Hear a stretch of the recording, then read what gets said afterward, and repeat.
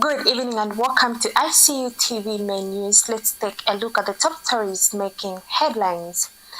Higher Education Loans and Scholarship Board recovers over 1 billion kwacha in student loans.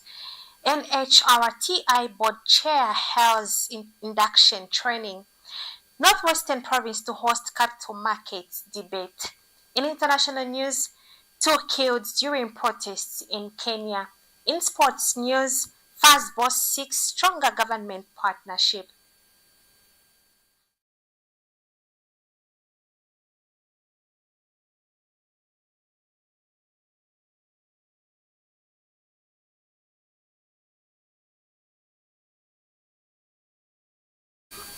Presenting the news, I am Yamba Margaret, and now the news in details. The Higher Education Loans and Scholarships Board has recovered more than 1 billion kwacha in student loans from former public university students between 2018 and 2026. Helsb Corporate Affairs Manager Chiselwa Kawanda said the achievement reflects improved compliance and stronger loan recovery system, with 789 former students having fully repaid their loans. She added that the board has introduced flexible repayment options and digitized its application process to improve accessibility. Meanwhile, Higher Education Loans Scholarship Board is considering extending its loan scheme to private universities, a move that would require additional funding, regulatory changes, and enhanced accountability measures. National Health Research and Training Institute Board Chairperson Godwin Ngoma has described the recently concluded orientation workshop for the Board of Directors as fruitful.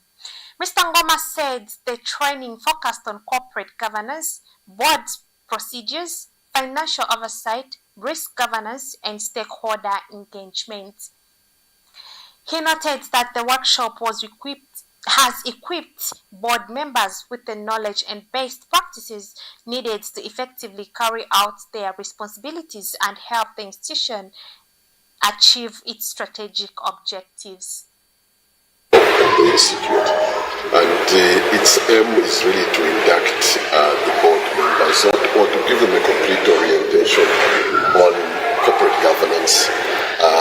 Here, corporate governance entails what their role is in directing and, of course, controlling this institution. The workshop has looked at board procedures. It has looked at how a board charter is then formulated, its aims, and what it intends to achieve. It is aimed at really arming board members with knowing what their role is and how they should execute that role. This program has touched on areas such as financial oversight, the governance of risk, stakeholder mapping, and stakeholder engagement. It has also looked at the tools that board members should be looking at, such as the balanced scorecard, which has all these elements in it. I think at the end of the day, what this workshop intends to do is to make sure that the board members are alive to the strategy, to their role in ensuring that the institution is governed in a manner. Northwestern Province will host the 2026 Capital Markets Provincial Debate on June 5th in Solwezi, aimed at promoting financial literacy among young people. The initiative is being organized by the Securities and Exchange Commission of Zambia, whose team is in the province to prepare for the event. Speaking during a meeting with Northwestern Province Deputy Permanent Secretary Lakson Mulumbi emphasized the importance of raising awareness about capital markets, savings, and investment among students and young people. The debate will feature participants from secondary and tertiary institutions, with provincial winners advancing to national competition. You are still watching ICU TV main news. We take our first set of commercials. Please stay tuned for more news. The Information and Communications University is complementing government effort in promoting legal and safe mining for all Zambians. ICU is offering a short practical training course to artisanal and small-scale miners and those who intend to venture into mining. This training covers identification of rocks and minerals, mining operations and equipment, health and safety in mining, environmental protection, licensing and compliance. Qualifications: National Registration Card (NRC). Apply now at www.icuzambia.net. For more information, contact the ICU School of Mines, Department of Artisanal and Small-Scale Mining at +260 763 302 596 or +260 973 263 492. For analysis of mineral samples, contact the ICU School of Mines Laboratory at +260 973 263 492 or +260 977 833 434.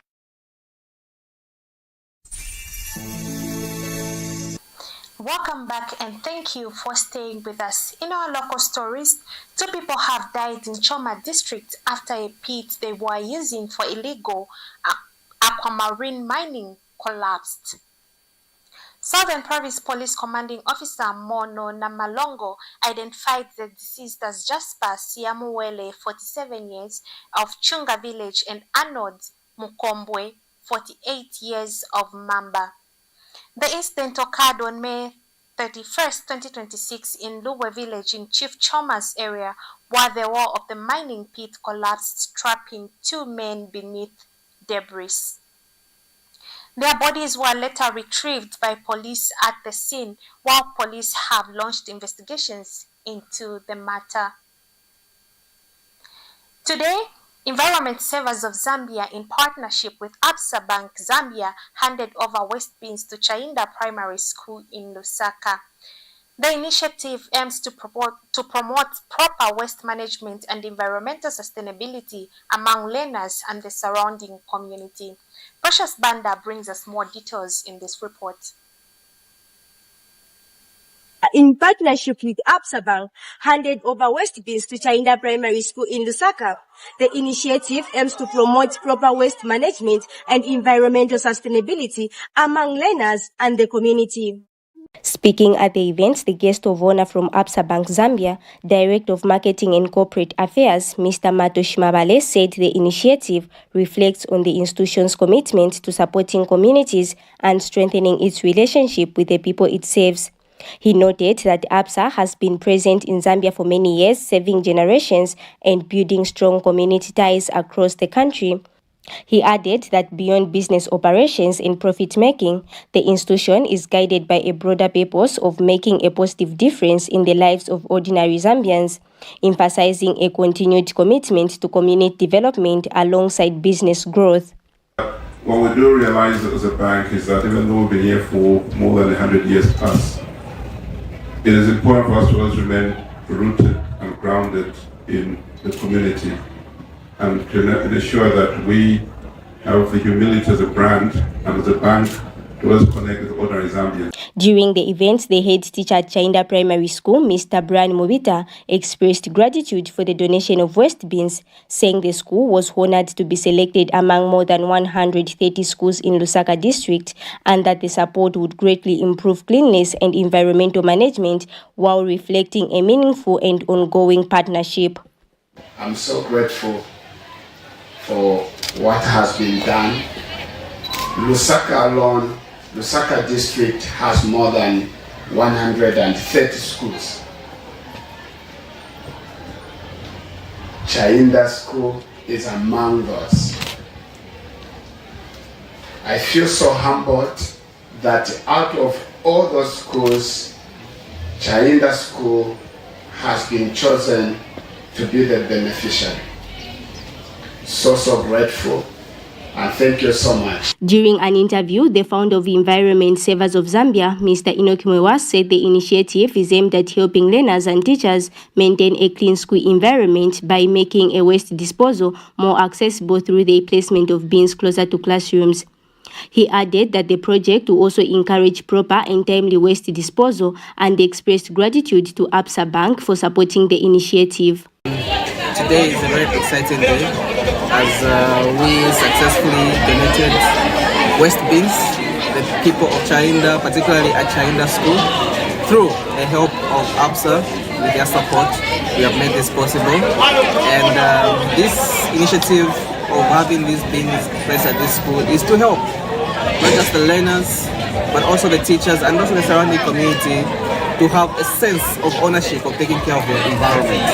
With these bins, they won't have to move a long distance from their classrooms to actually throw away their trash. Meanwhile, the school head girl, Deborah Walia, said it is a privilege for the school to receive the waste bins. She said the donation will help improve cleanliness and environmental management at the school. Precious Banda reporting for ICU TV News in Lusaka. A couple from Minwood, Kwamwena in Lusaka has reportedly separated following the deaths of their 2 young children who were allegedly drowned by their stepmother earlier this year. 26-year-old Fanny Kaninji said she and her husband Titus Kamanga are now living apart as they continue to cope with the tragedy. The couple has appealed to law enforcement agencies to expand the prosecution of Mary Kachilika, who remains in police custody awaiting court proceedings. Kachilika is accused of drowning 2 children aged 6 and 2 in Ngwerere stream on February 24, 2026. Authorities say the body of the second child has not yet been recovered. You are still watching ICU TV Main News. We now take our second break. Please stay tuned for international and sports news. We kickstart your day with our headline pick with the top stories making news. Then we go deeper in our story pick where we break down issues that matter the most to you. From the Health Desk, we share simple tips to keep you healthy and informed. For Classic Fitness Minute to get your body moving before the day begins. And trending now, what's hot on social media? Hello Zambia, my name is Amina Mutambo. And I am Moluwa Eric J. Mwalamajende, and we bring to your screens the ICU TV Breakfast Show.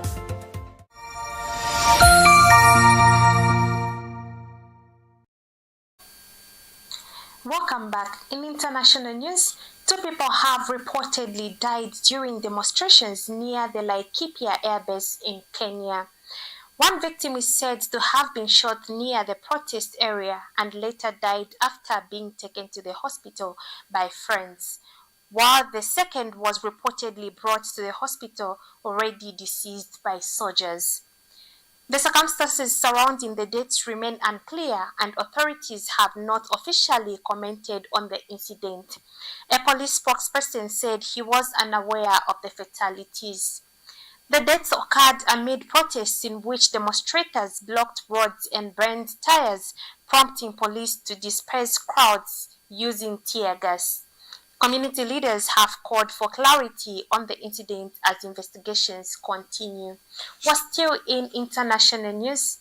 Acting Prime Minister Mette Frederiksen is set to form a center-left minority coalition government following months of negotiations after Denmark's inclusive general election. Frederiksen, leader of the local Democratic Party, announced the agreement after meeting King Frederick the 10th and said the new cabinet will be unveiled on Wednesday. The coalition deal secures a 3rd term for Frederiksen despite her party recording its weakest election performance since 1903. The development comes and renewed international attention on Greenland following comments by the US President Donald Trump regarding the Arctic territory. We take another short break. Please stay tuned for more news in sports.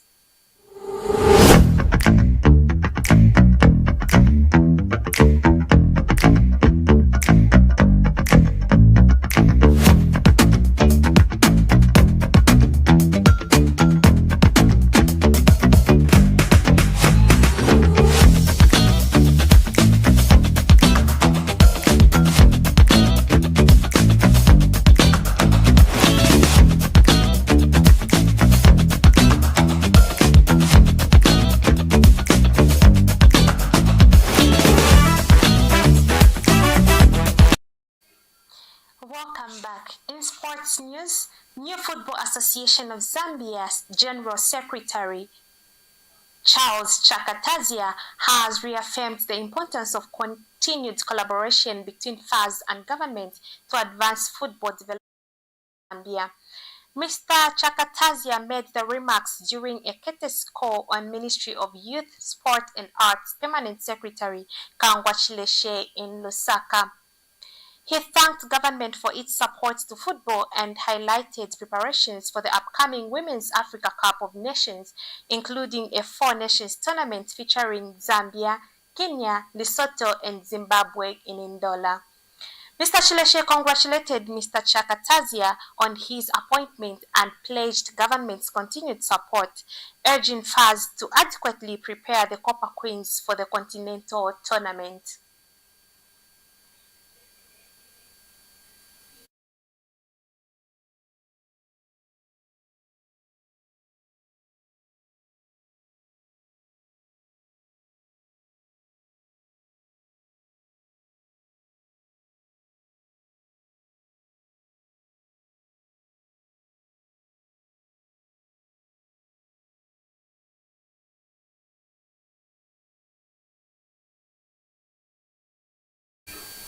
And that sports item brings us to the end of our main news today. But before we go, a quick recap on the top stories making headlines. Higher Education Loans and Scholarship Board recovers over 1 billion in student loans. Nhrti Board Chair holds induction training. Northwestern Province to host capital markets debate.